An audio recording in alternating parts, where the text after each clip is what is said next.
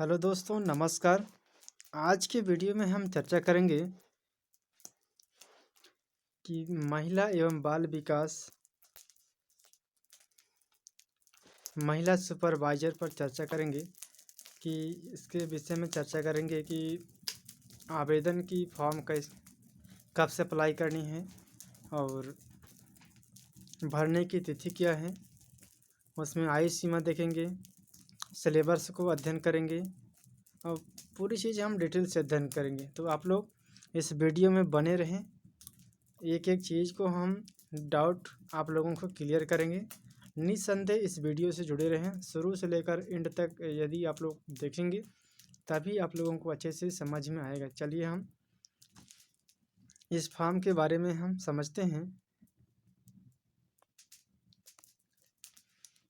कि संचालनालय महिला एवं बाल विकास मध्य प्रदेश भोपाल के अंतर्गत यह पर्यवेक्षक भर्ती परीक्षा 2024 से संबंधित है और हम देखेंगे कि इसे ऑनलाइन आवेदन करने की पात्रता क्या है।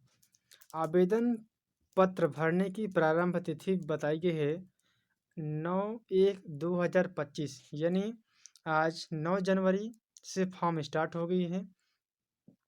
जिन बहनों ने फॉर्म अप्लाई करना चाहते हैं तो आप लोग इस वीडियो के माध्यम से अच्छे से समझ लें और अब जल्द से जल्द फॉर्म अप्लाई कर दें, क्योंकि आज से फॉर्म अप्लाई शुरू हो गया है। और हम देखेंगे कि आवेदन पत्र भरने की अंतिम तिथि बताई जाती है 23/1/2025, यानी कहने का अर्थ है कि ये 15 दिनों तक आवेदन अप्लाई कर सकते हैं। इसके लास्ट डेट है 23/1/2025, इसकी लास्ट डेट है। आवेदन पत्र में संशोधन करने की प्रारंभ। आवेदन पत्र में संशोधन करने की अंतिम तिथि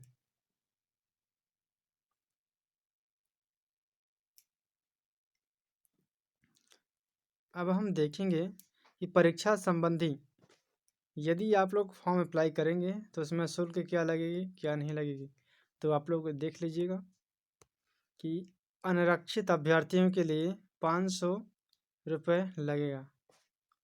अनारक्षित का अर्थ यह है अन्य कैटेगरी SC ST OBC को छोड़कर जो अन्य में आ जाते हैं उनका फीस 500 है। और अनुसूचित जाति, अनुसूचित जनजाति एवं अन्य पिछड़ा वर्ग EWS या फिर निःशक्त जन अभ्यर्थियों के लिए, और इसमें एक और डिसाइड किया गया है कि केवल मूल निवासी होना चाहिए मध्य प्रदेश की। इन ये जब यदि फॉर्म अप्लाई करते हैं तो इनको मात्र 250 रुपये पे करना है। सीधी भर्ती बैकलॉग।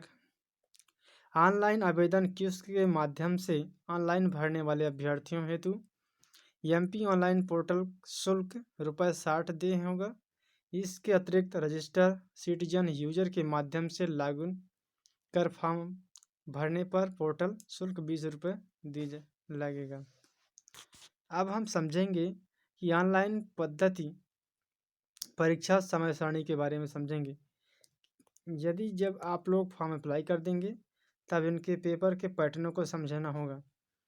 इसमें बताया गया है कि परीक्षा का नाम है पर्यवेक्षक भर्ती परीक्षा 2024। परीक्षा दिनांक 28/2/2025 से प्रारंभ होती है, यानी कहने का अर्थ है कि जनवरी में फॉर्म अप्लाई होंगे और फरवरी में इनके पेपर हो जाएंगे। 28 फरवरी को पेपर हो जाएंगे। इसमें 2 पाली में पेपर होंगे।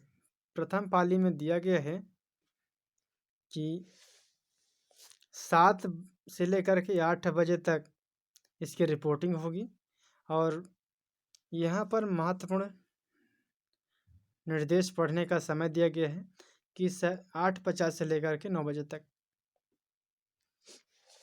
यहाँ पर आप लोग अपने महत्वपूर्ण दिशा निर्देश पढ़ सकते हैं।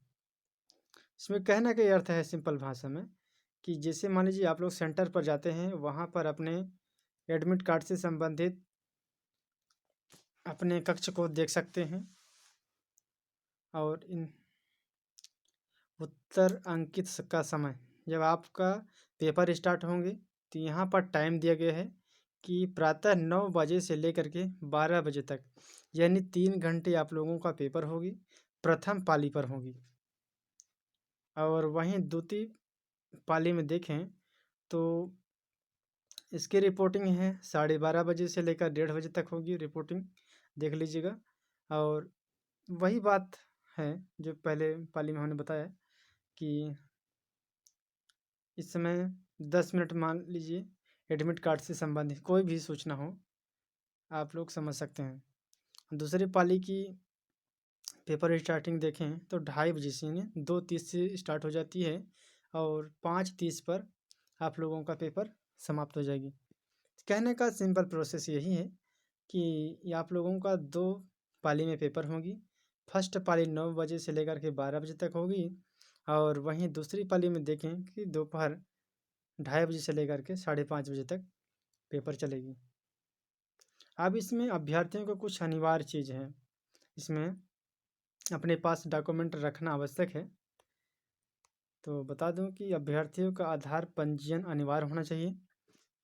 बोर्ड द्वारा आयोजित परीक्षा में मूल फोटो पहचान पत्र लगाना अनिवार्य होगा।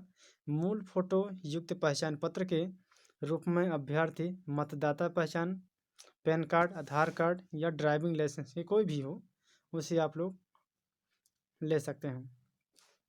मूल फोटो युक्त पहचान पत्र के अभाव में परीक्षार्थी को परीक्षा में सम्मिलित होने से वंचित किया जाएगा।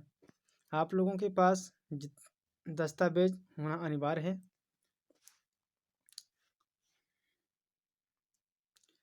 और बाकी आप लोग इस पीडीएफ के माध्यम से पढ़ लेंगे।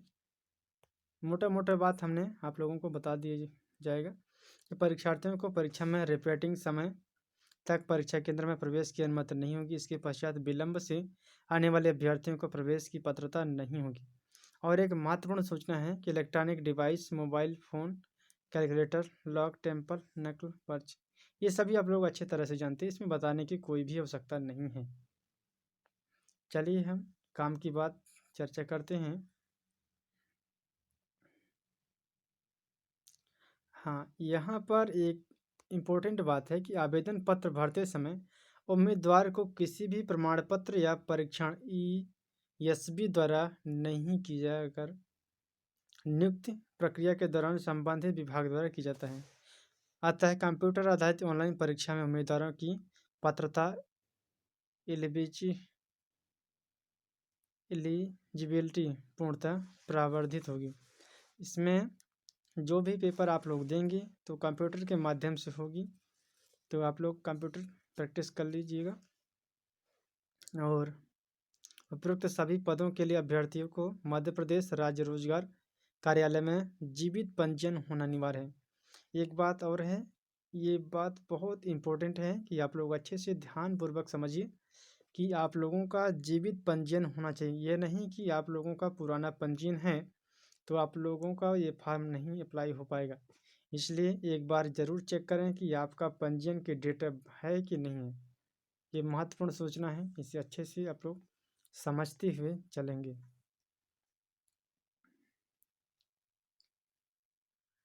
अब हम लोग देखेंगे कि विषय सूची के बारे में।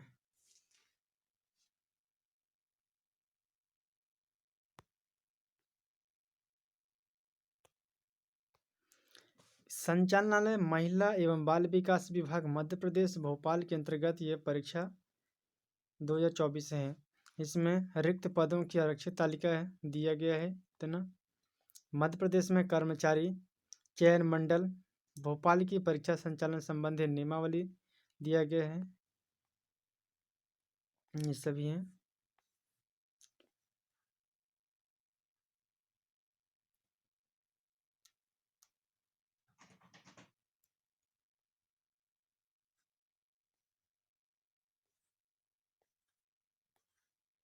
चलिए हम आगे देख लेते हैं। जहाँ हमें इम्पोर्टेंट बात लगेगी वहाँ पर आप लोगों को मैं बताऊंगा कि यहाँ पर अच्छे से आप लोगों को ध्यान में रखना है।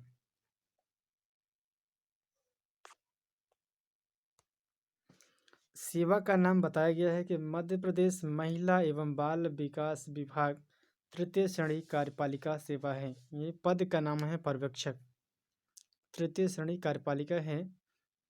परीक्षा का आयोजन महिला एवं बाल विकास संचालनालय के मंडल द्वारा अंतिम रूप से प्रदान किए गए पाठ्यक्रम के आधार पर पर्यवेक्षक पद के लिए परीक्षा आयोजित की जाएगी।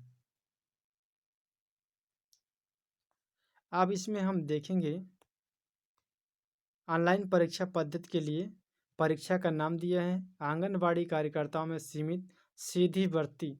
इसमें प्रश्न पत्र की संख्या 1 होगी, जिसमें कुल अंक होंगे 200।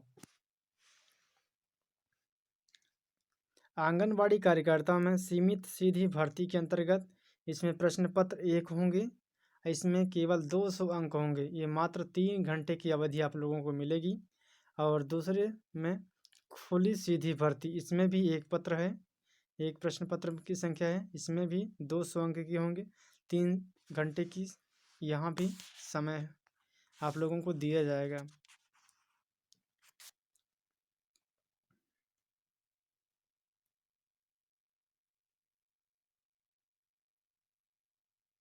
हाँ, यहाँ पर नोट को अच्छे से समझिए कि नोट में क्या कहा जा रहा है।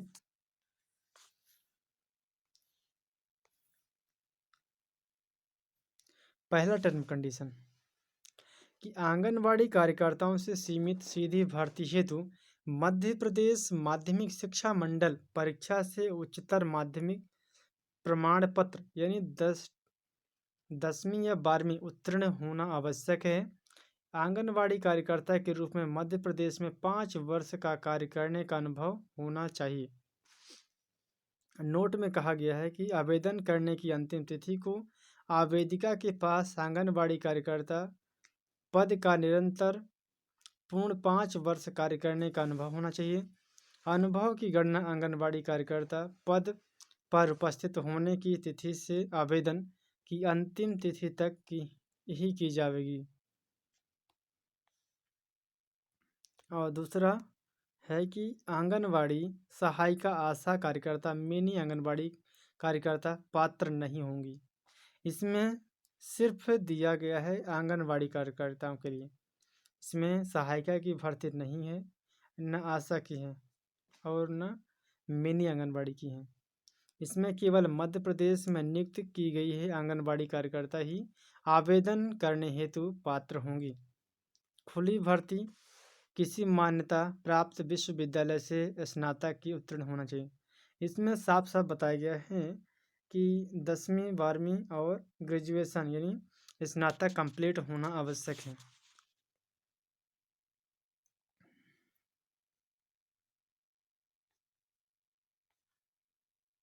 चलिए हम आगे देख लेते हैं।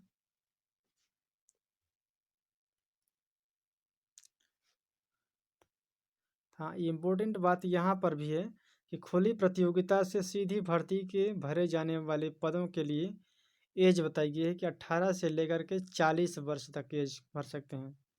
और इनमें अनुसूचित जाति जनजाति अन्य पिछड़ा वर्ग के नागरिकों को यहाँ पर 18 से 45 वर्ष अधिकतम आयु सीमा में 5 वर्ष की छूट दी जाएगी। सभी पदों के लिए अभ्यर्थियों का मध्य प्रदेश राज्य के रोजगार कार्यालय में जीवित पंजीयन होना आवश्यक है। ये पहले भी हमने डिस्कस कर दिया है। और मध्य प्रदेश में महिला एवं बाल विकास विभाग की आंगनबाड़ी कार्यकर्ता एवं कार्यरत संविदा सर्वेक्षक पर्यवेक्षक जो उक्त परीक्षा में सम्मिलित होना चाहती हैं, रोजगार कार्यालय के पंजीयन की आवश्यकता नहीं होगी। यानी इसमें सिंपल भाषा में समझिए कि जो पहले से कार्यकर्ता हैं, कार्य में लगे हुए हैं, उन्हें रोजगार कार्यालय के पंजीयन की कोई आवश्यकता नहीं होगी, वो भर सकते हैं।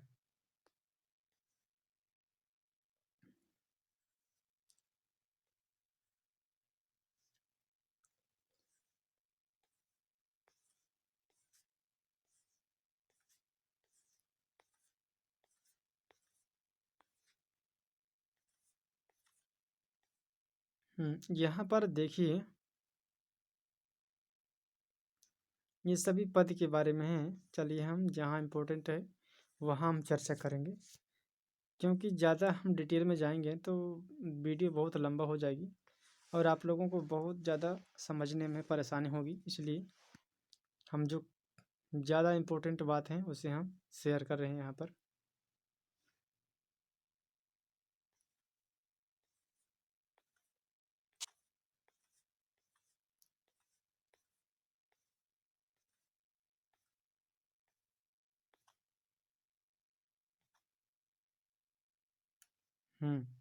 यहाँ से आप समझिए कि प्रथम कोड पद में दिया गया है कि आंगनबाड़ी कार्यकर्ताओं से सीधी ही भर्ती बैकलॉग सिर्फ महिला आंगनबाड़ी कार्यकर्ता होंगी।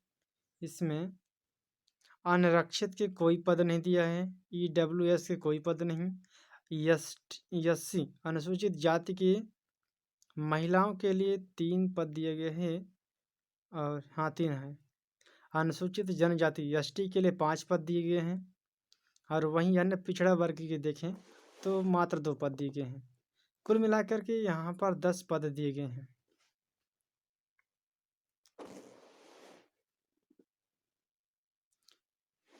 यहाँ वेतनमान देखें तो 25,300 रुपये ये वेतनमान दिया गया है।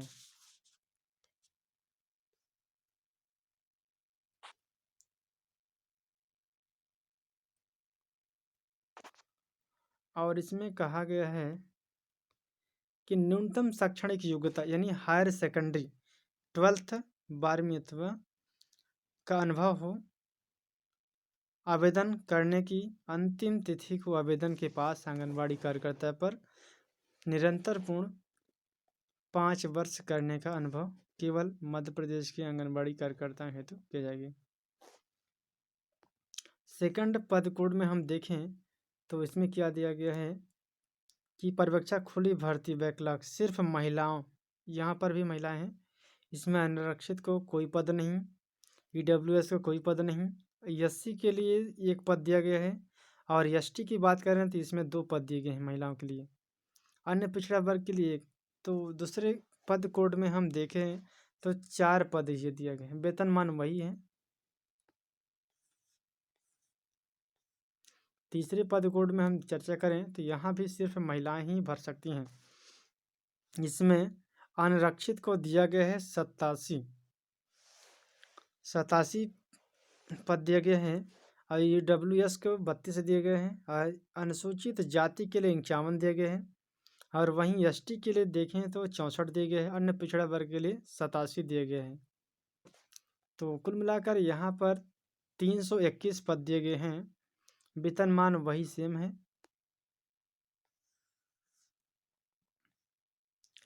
और इसमें कहा गया है कि अन्य पिछड़ा वर्ग को 14% आरक्षण के अनुसार 87 प्रतिशत के पदों की मुख्य आरक्षण तालिका दी जाएगी।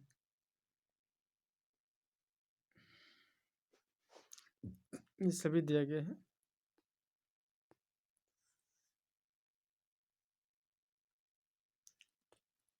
चौथे नंबर के पद कोड पर देखें तो यहाँ पर भी सिर्फ महिलाओं को ही चुना गया है। आरक्षित को 31 है, अनारक्षित को 31 है, और इसमें और बात है भूतपूर्व सैनिक महिला जो होंगी इसमें 8 दिए गए हैं। संविदा कर्मी हेतु महिला जो कि 39 दिए हैं। कुल मिला के 78 दिए हैं। ईडब्ल्यूएस की चर्चा करें तो यहाँ पर 11 दिए गए हैं। भूतपूर्व सैनिक में 3 दिए गए हैं। संविदा कर्मी में 15 दिए गए हैं। कुल मिलाकर के 29 दिए गए हैं। एससी की बात करें तो यहाँ पर 18 है, 5 और 23, कुल मिलाकर 46 हैं। एसटी की चर्चा करें तो 23 है, 6, 29 और टोटल करते हैं तो 58 है। अन्य पिछड़ा वर्ग जिसे हम ओबीसी के नाम से जानते हैं, इसमें 30 दिए गए हैं। 30, 8, 39 यानी 77 है। कुल मिलाकर चर्चा करें तो टोटल योग करते हैं तो यहाँ पर 288 जाती है। वेतनमान वही होगी सभी के लिए। ये सभी आप लोग देख सकते हैं। अब यहाँ पर 5वें कोड पर हम चर्चा करें तो 5वें कोड पर इसमें कहा गया है कि मात्र पुरुषों के लिए एक पद पुरुषों के लिए दिया गया है। तो इसमें क्या है, अनारक्षित, यानी इसमें 3 पुरुष के लिए, एक भूतपूर्व सैनिक के लिए और 5 जो हैं संविदा कर्मी के लिए, कुल मिलाकर 9 इसमें दिया गया है। ईडब्ल्यूएस की चर्चा करें तो इसमें केवल एक है, संविदा कर्मी 2 हैं, यानी 3 इसमें टोटल दिए हैं। एससी की चर्चा करें तो एससी की एक पद है और भूतपूर्व सैनिक में भी एक है।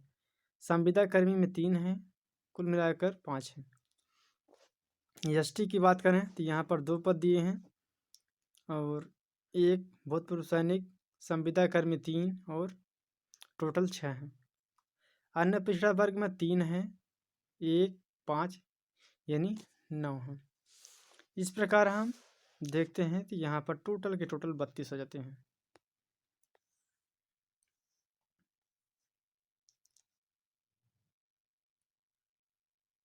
ये सभी प्रतिशत दिया गया है, मतलब आयोग इसमें अपने अकॉर्डिंग सेट करेगा शेड्यूल।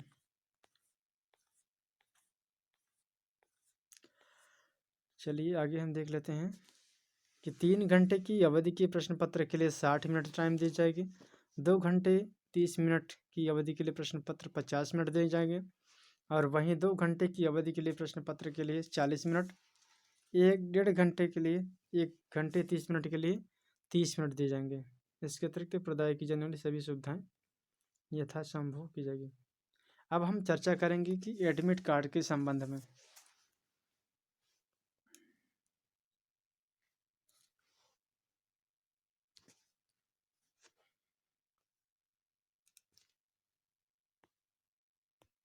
यहाँ पर कुछ इम्पोर्टेंट बात है कि आवेदक परीक्षा का नाम, रोल नंबर, परीक्षा केंद्र का विवरण इत्यादि समाहित होगा। ये बिल्कुल सही है, ये तो रहता ही है। इसमें खास बात यह है कि जो आवेदन किए हैं भरे गए शारीरिक की स्थायी पहचान चिन्ह होना चाहिए। फोटो युक्त पहचान पत्र का विवरण या क्रमांक भी अंकित होना चाहिए।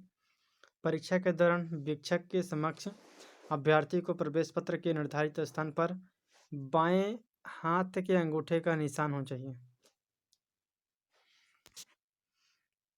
काले बाल पॉइंट पेन से अंकित होने चाहिए।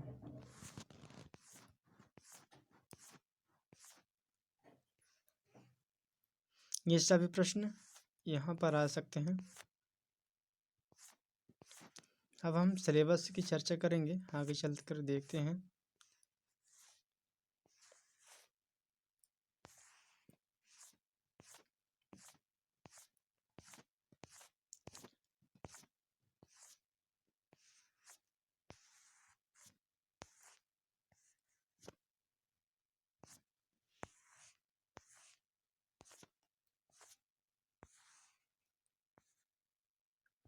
आवेदन की समय सीमा भरने पर हमने यहाँ पर बता दिया गया है कि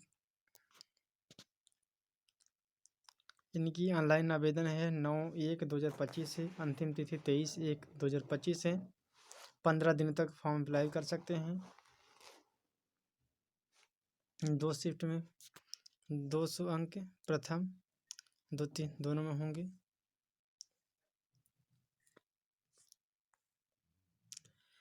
परीक्षा केंद्र की चर्चा करें तो परीक्षा केंद्र हो जाएगी बालाघाट है, भोपाल है, ग्वालियर, इंदौर, जबलपुर, खंडवा, नीमच, रतलाम, रीवा और सागर में है। सतना, सीधी और उज्जैन में है। सिलेबस में देखें तो सिलेबस है प्रथम पोषण एवं स्वास्थ्य के विषय में है। विषय दिया गया है पोषण के बारे में, संतुलित आहार है, मैक्रो एवं micro nutrition, calorie, protein, vitamin, सूक्ष्म खनिज तत्व जैसे iodine, vitamin A, iron, zinc, vitamin तथा कैल्शियम की कमी होने से होने वाली बीमारी एवं उनकी रोकथाम। इसमें 10 अंक के प्रश्न पूछे जाएंगे।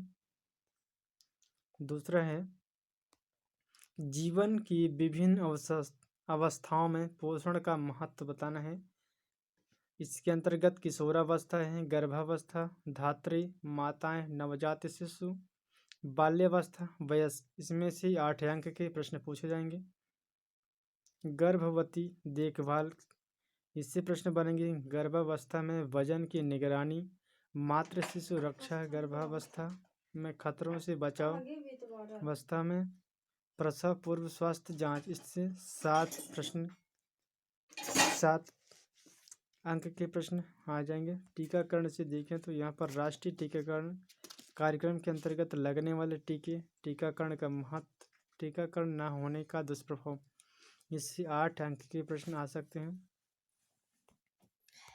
5वें स्वास्थ्य के विभिन्न राष्ट्रीय कार्यक्रम, इसमें NRHM एवं ICDS अंतर्गत संचालित योजनाएं हैं। इससे 6 अंक के प्रश्न आते हैं।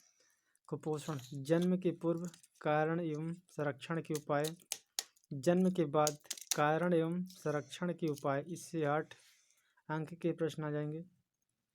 लास्ट है सामान्य बीमारियों की जानकारी, दस्त है, उल्टी, आँखों एवं नाल के संक्रमण, खसरा, गलघोटू, टिटनेस, खाली खांसी, TB, निमोनिया, से 8 अंक आ सकते हैं। टोटल 55 अंक इस चैप्टर से देखे जाते हैं। नेक्स्ट पॉइंट में द्वितीय प्रश्न खंड में सामान्य ज्ञान एवं तर्क शक्ति,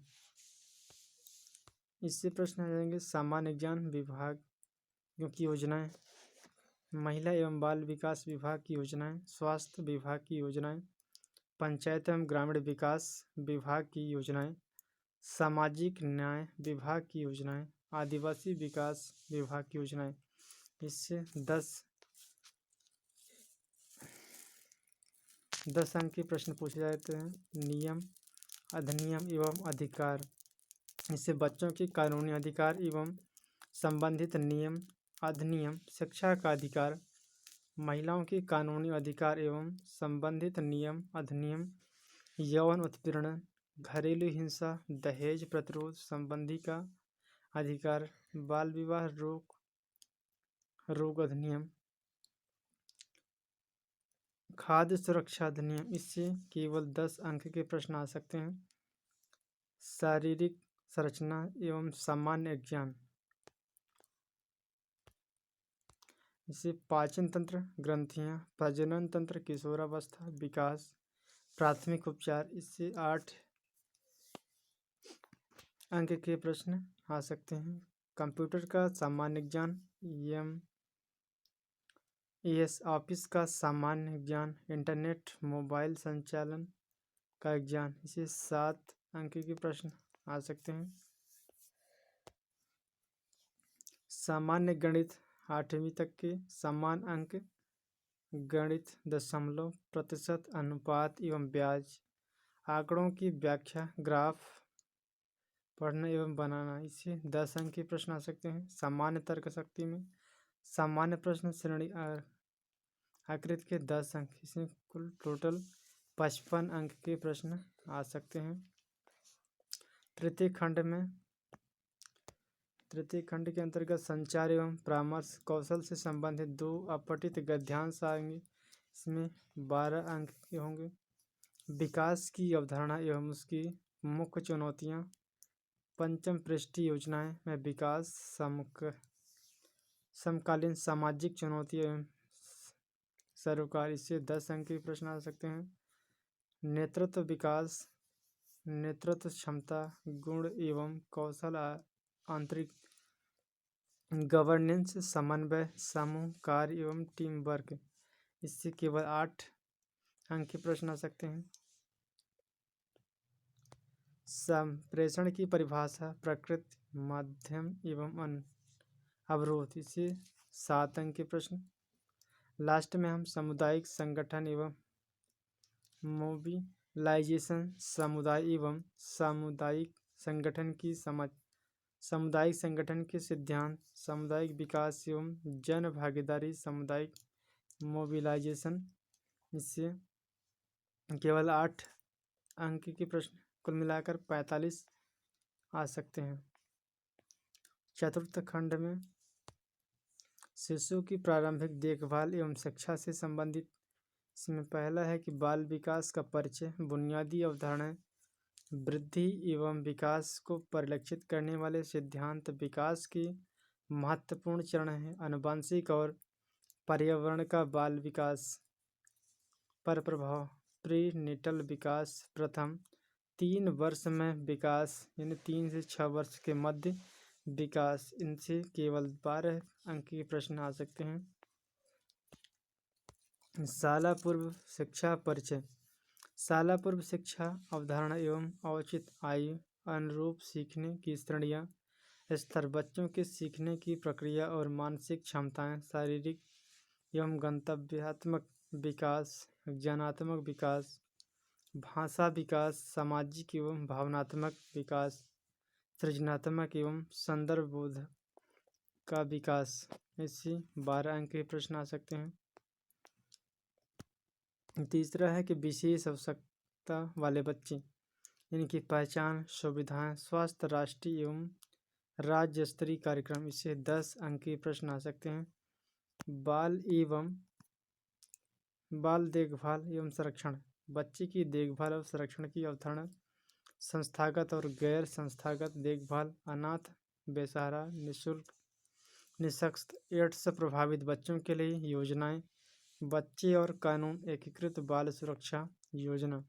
इनसे केवल 11 अंक के प्रश्न, कुल मिलाकर 45 अंक के प्रश्न आ सकते हैं।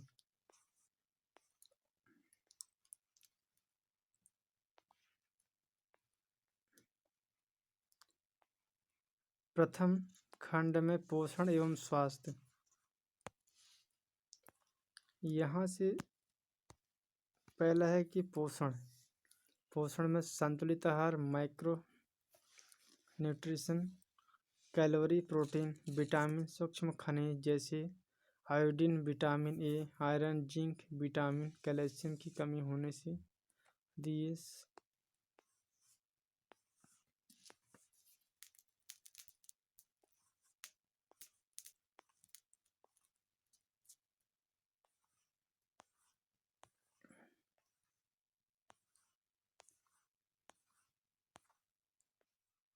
तो इस प्रकार आज का सिलेबस यहीं पर कंप्लीट करते हैं। Thank you so much. जय हिंद।